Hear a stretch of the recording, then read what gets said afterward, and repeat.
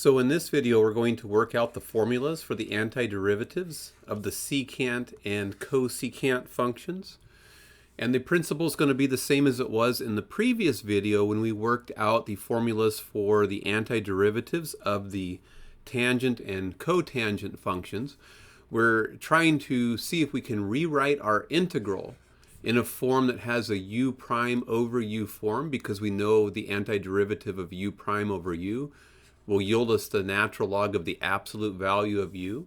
So I'm going to start with my integral, which is the secant of x dx. And then this one's not obvious. So the previous video with cotangent and tangent, it was kind of obvious what to do. Here it's not so obvious. So the trick here is to multiply by a form of 1 that at first isn't going to seem useful. So we're going to multiply by the secant of x plus we're going to multiply by the tangent of x. And I can't just arbitrarily multiply by something like this, so I also have to put the same expression in the denominator, so that as long as the secant plus the tangent isn't equal to 0, then this ratio is equal to 1. I'm multiplying by a form of 1. So I get something that looks different, but that is equivalent to the original expression. So if we do this, we'll distribute the secant into the numerator.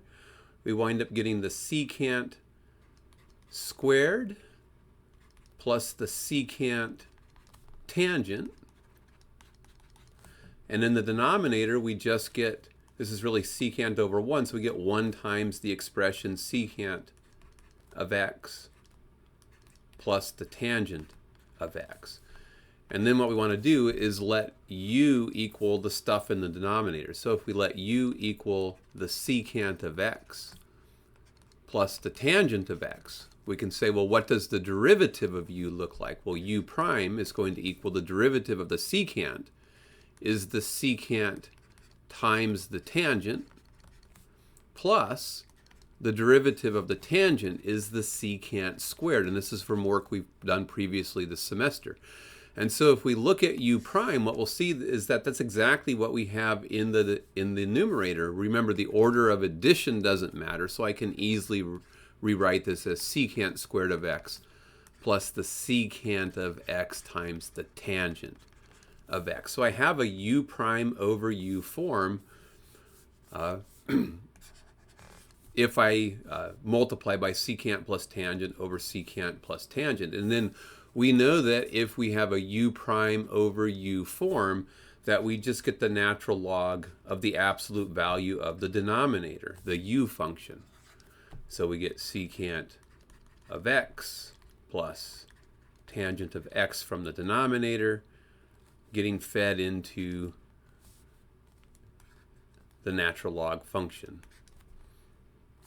So if we try to, so again, this will be plus the constant of integration. So this gives us a nice formula that we can use if we're integrating the secant. So it's easier probably to memorize this than it is to memorize to multiply by this ratio. This is a little bit difficult to remember.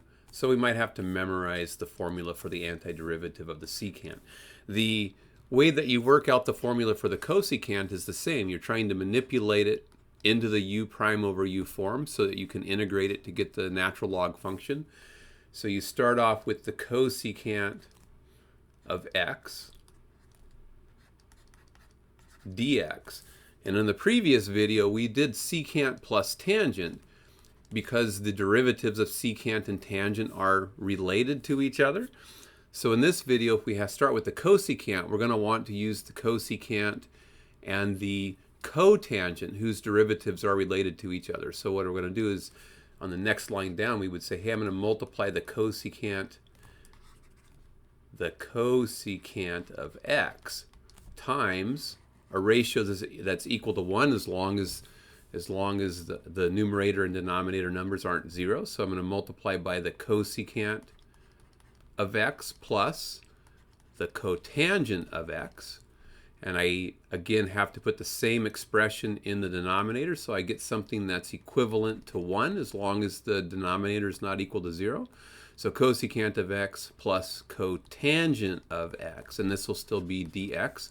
So it's equivalent to the original integral, but it's going to look different. Distribute the cosecant into the numerator terms, just like we did in the previous slide. So we're going to get the cosecant squared of x, plus we get the cosecant of x times the cotangent of x, all over the cosecant of x plus the cotangent of x, and this is dx. And then what we want to do is identify whether or not we have a u prime over u form. So in this case, we'll let u equal, and we're going to let it equal the denominator. So it's going to equal cosecant of x plus cotangent of x. And so if we take the derivative of both sides, we do du dx. What's this going to equal? It's going to equal the derivative of the cosecant is minus the cosecant of x times the cotangent of x. And the derivative of the cotangent is minus the cosecant squared. So minus the cosecant squared of x. And so this tells us, so if we factor a minus off of this, if I factor off a minus, I get cosecant of x cotangent of x plus the cosecant squared of x. And this is du dx.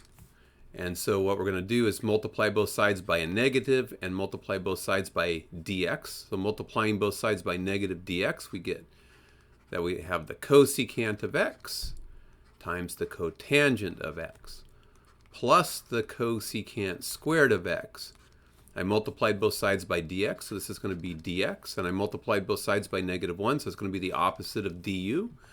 And so if we go through, we can do that u substitution mess. We can say I let u equal the stuff in the denominator, so I'm going to get the denominator over u, but I'm going to replace the numerator times dx. The numerator times dx is the same as the opposite of du. And so there's our u substitution. And then we go, hey, this is the antiderivative of 1 over u. We know that is just going to be the opposite of the natural log of the absolute value of u plus a constant of integration. And what does u equal? It just equals this good stuff up here. So we get the opposite of the natural log of the absolute value of the cosecant of x plus the cotangent of x plus a constant of integration. So again, we get another nice formula